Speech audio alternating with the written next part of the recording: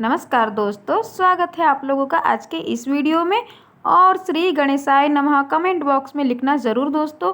संकष्टी गणेश चतुर्थी व्रत करने से घर परिवार में आ रही विपदा दूर होती है। कई दिनों से रुके मांगलिक कार्य संपन्न होते हैं तथा भगवान श्री गणेश असीम सुखों की प्राप्ति कराते हैं। माह की किसी भी चतुर्थी के दिन भगवान श्री गणेश की पूजा के दौरान संकष्टी गणेश चतुर्थी व्रत की कथा पढ़ना अथवा सुनना जरूरी होता है। इससे संबंधित 4 कथाएं प्रचलित है। पहली कथा ये है, पौराणिक एवं प्रचलित श्री गणेश कथा के अनुसार एक बार देवता कई विपदाओं में घिरे थे। तब वह मदद मांगने भगवान शिव के पास आए। उस समय शिव के साथ कार्तिकेय तथा गणेश जी भी बैठे थे। देवताओं की बात सुनकर शिव जी ने कार्तिकेय व गणेश जी से पूछा कि तुमसे कौन देवताओं के कष्ट का निवारण कर सकते हो। तब कार्तिकेय व गणेश जी दोनों ने ही स्वयं को इस कार्य के लिए सक्षम बताया। इस पर भगवान शिव ने दोनों की परीक्षा लेते हुए कहा कि तुम दोनों में से जो सबसे पहले पृथ्वी की परिक्रमा करके आएगा वही देवताओं की मदद करने जाएगा। भगवान शिव के मुख से यह वचन सुनते ही कार्तिकेय अपने वाहन मोर पर बैठकर पृथ्वी की परिक्रमा के लिए निकल गए।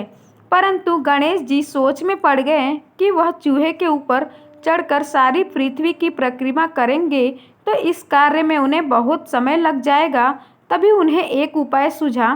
गणेश अपने स्थान से उठे और अपने माता पिता के साथ बार परिक्रमा करके वापस बैठ गए। परिक्रमा करके लौटने पर कार्तिकेय स्वयं को विजेता बताने लगे। तब शिव जी ने श्री गणेश से पृथ्वी की परिक्रमा ना करने का कारण पूछा। तब गणेश जी ने कहा, माता पिता के चरणों में ही समस्त लोक है। यह सुनकर भगवान शिव ने गणेश जी की देवताओं के संकट दूर करने की आज्ञा दी।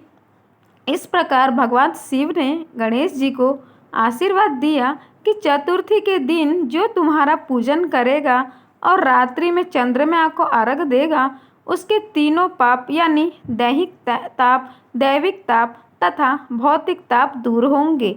इस व्रत को करने से व्रतधारी के सभी तरह के दुख दूर होंगे और उसे जीवन के भौतिक सुखों की प्राप्ति होगी।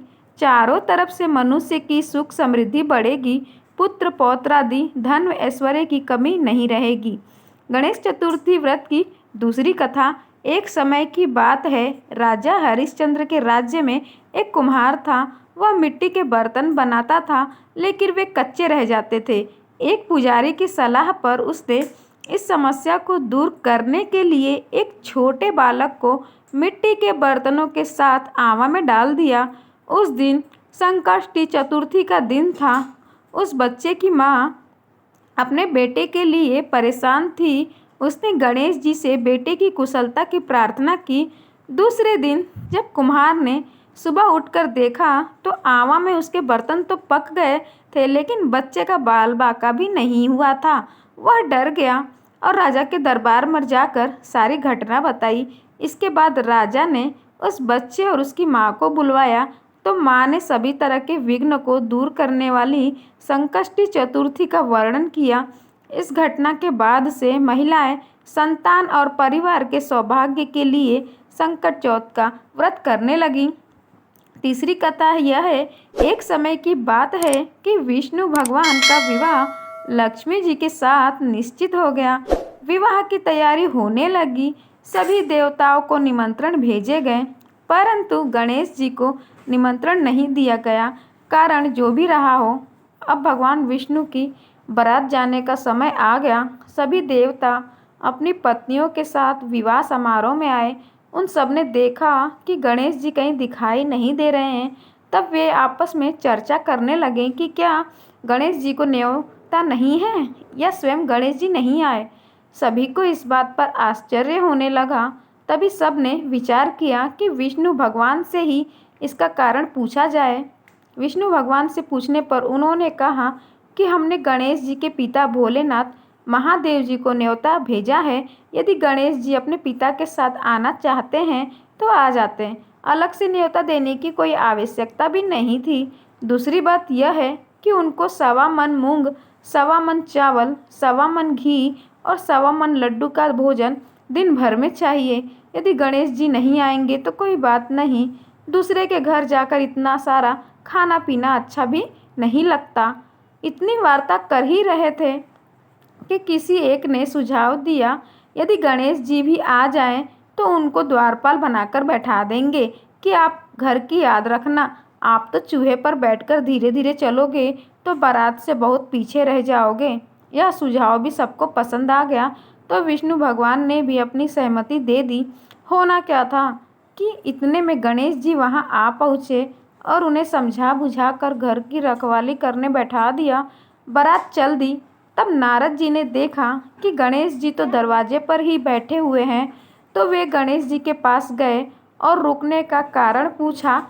गणेश जी कहने लगे कि विष्णु भगवान ने मेरा बहुत अपमान किया है। नारद जी ने कहा कि आप अपनी मूषक सेना को आगे भेज दें, तब वह रास्ता खोद देंगी जिससे उनके वाहन धरती में धंस जाएंगे, तब आपको सम्मानपूर्वक बुलाना पड़ेगा। अब तो गणेश जी ने अपनी मूषक सेना जल्दी से आगे भेज दी और सेना ने जमीन पोली कर दी। जब बारात वहां से निकली तो रथों के पहिए धरती में धंस गए। लाख कोशिश करें परंतु पहिए नहीं निकले। सभी ने अपने अपने उपाय किए परंतु पहिए तो नहीं निकले, बल्कि जगह जगह से टूट गए। किसी की समझ में नहीं आ रहा था कि अब क्या किया जाए। तब तो नारद जी ने कहा, आप लोगों ने गणेश जी का अपमान करके अच्छा नहीं किया। यदि उन्हें मना कर लाया जाए तो आपका कार्य सिद्ध हो सकता है और यह संकट टल सकता है। शंकर भगवान ने अपने दूत नंदी को भेजा और वे गणेश जी को लेकर आए। गणेश जी का आदर सम्मान के साथ पूजन किया। तब कहीं रथ के पहिए निकले। अब रथ के पहिए निकल तो गए परंतु वे टूट फूट गए, तो उन्हें सुधारे कौन। पास के खेत में खाती काम कर रहा था, उसे बुलाया गया। खाती अपना कार्य करने के पहले ही श्री गणेशाय नमः कहकर गणेश जी की वंदना मन ही मन करने लगा। देखते ही देखते खाती ने सभी पहियों को ठीक कर दिया। तब खाती कहने लगा कि हे देवताओं, आपने सर्वप्रथम गणेश जी को नहीं मनाया होगा और ना ही उनकी पूजन की होगी, इसलिए तो आपके साथ यह संकट आया है। हम तो मूर्ख अज्ञानी हैं, फिर भी पहले गणेश जी को पूजते हैं, उनका ध्यान करते हैं। आप लोग तो देवतागण हैं, फिर भी आप गणेश जी को कैसे भूल गए। अब आप लोग भगवान श्री गणेश जी की जय बोलकर जाएं तो आपके सब काम बन जाएंगे और कोई संकट भी नहीं आएगा। ऐसा कहते हुए बारात वहां से चल दी और विष्णु भगवान का लक्ष्मी जी के साथ विवाह संपन्न करा के सभी सकुशल घर लौट आए।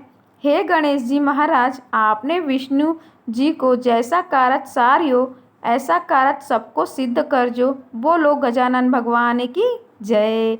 चौथी कथा यह है, श्री गणेश चतुर्थी व्रत की पौराणिक कथा के अनुसार एक बार भगवान शिव तथा माता पार्वती नर्मदा नदी के किनारे बैठे थे। वहाँ माता पार्वती ने भगवान शिव से समय व्यतीत करने के लिए चौपड़ खेलने को कहा। शिव चौपड़ खेलने के लिए तैयार हो गए, परंतु इस खेल में हार जीत का फैसला कौन करेगा, यह प्रश्न उनके समक्ष उठा तो भगवान शिव ने कुछ तिनके एकत्रित कर उसका एक पुतला बनाकर उसकी प्राण प्रतिष्ठा कर दी और पुतले से कहा, बेटा, हम चौपड़ खेलना चाहते हैं परंतु हमारी हार जीत का फैसला करने वाला कोई नहीं है, इसलिए तुम बताना कि हम दोनों में से कौन हारा और कौन जीता। उसके बाद भगवान शिव और माता पार्वती का चौपड़ खेल शुरू हो गया। यह खेल 3 बार खेला गया और संजोग से तीनों बार माता पार्वती ही जीत गई। खेल समाप्त होने के बाद बालक से हार जीत का फैसला करने के लिए कहा गया तो उस बालक ने महादेव को विजयी बताया। यह सुनकर माता पार्वती क्रोधित हो गईं और क्रोध में उन्होंने बालक को लंगड़ा होने, कीचड़ में पड़े रहने का श्राप दे दिया। बालक ने माता पार्वती से माफ़ी मांगी और कहा कि यह मुझसे अज्ञानतावश ऐसा हुआ है, मैंने किसी द्वेष भाव में ऐसा नहीं किया।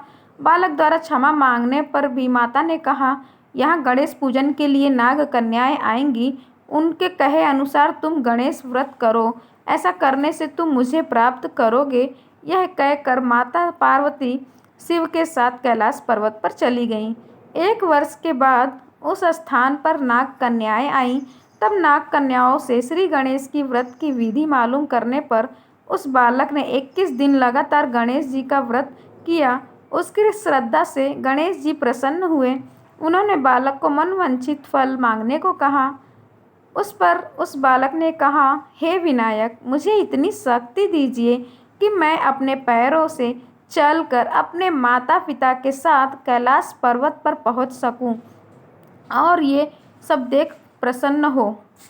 तब बालक को वरदान देकर श्री गणेश अंतर्ध्यान हो गए।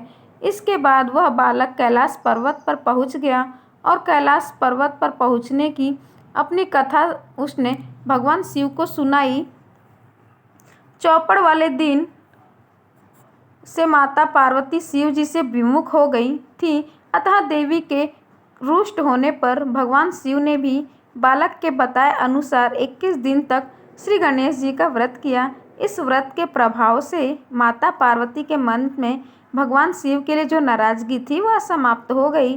तब यह व्रत विधि भगवान शंकर ने माता पार्वती को बताई। यह सुनकर माता पार्वती के मन में भी अपने पुत्र कार्तिकेय से मिलने की इच्छा जागृत हुई।